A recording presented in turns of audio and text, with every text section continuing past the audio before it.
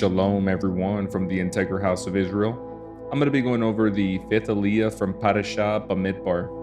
I'll be reading today from the book of Numbers, chapter 3, verses 14 through 39. And I'll also be reading from the book of Romans, chapter 9, verse 22 through 23.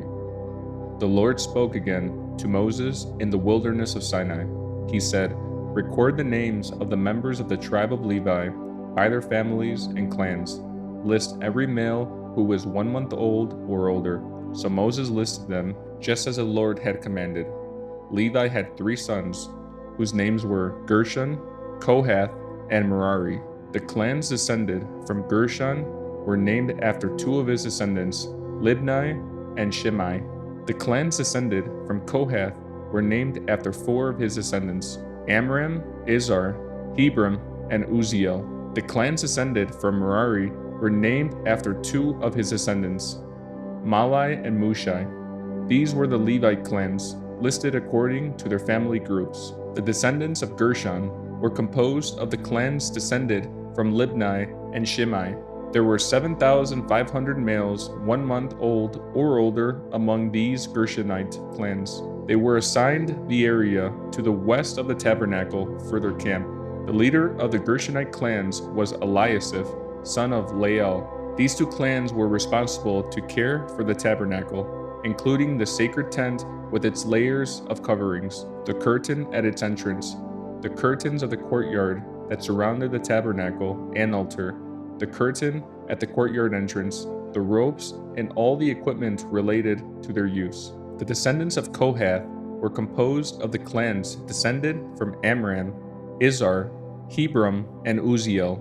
There were 8,600 males 1 month old or older among these Kohathite clans. They were responsible for the care of the sanctuary, and they were assigned the area south of the tabernacle for their camp. The leader of the Kohathite clans was Elizaphan, son of Uzziel. These 4 clans were responsible for the care of the ark, the table, the lampstand, the altars, the various articles used in the sanctuary, the inner curtain, and all the equipment related to their use. Eleazar, son of Aaron the priest, was the chief administrator over all the Levites, with special responsibility for the oversight of the sanctuary. The descendants of Merari were composed of the clans descended from Malai and Mushai. There were 6,200 males 1 month old or older among these Merarite clans. They were assigned the area north of the tabernacle for their camp. The leader of the Merarite clans was Zuriel, son of Abihail. These 2 clans were responsible for the care of the frame supporting the tabernacle, the crossbars, the pillars, the bases, and all the equipment related to their use. They were also responsible for the posts of the courtyard and all the bases, pegs, and ropes. The area in front of the tabernacle in the east toward the sunrise was reserved for the tents of Moses and of Aaron and his sons, who had the final responsibility for the sanctuary on behalf of the people of Israel. Anyone other than a priest or Levite who went too near the sanctuary was to be put to death. When Moses and Aaron counted the Levite clans at the Lord's command, the total number was 22,000 males 1 month old or older. Next, I'll be reading from the book of Romans, chapter 9, verses 22 through 23.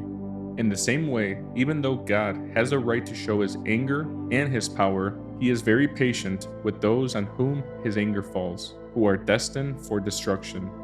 He does this to make the riches of his glory shine even brighter on those to whom he shows mercy, who were prepared in advance for glory.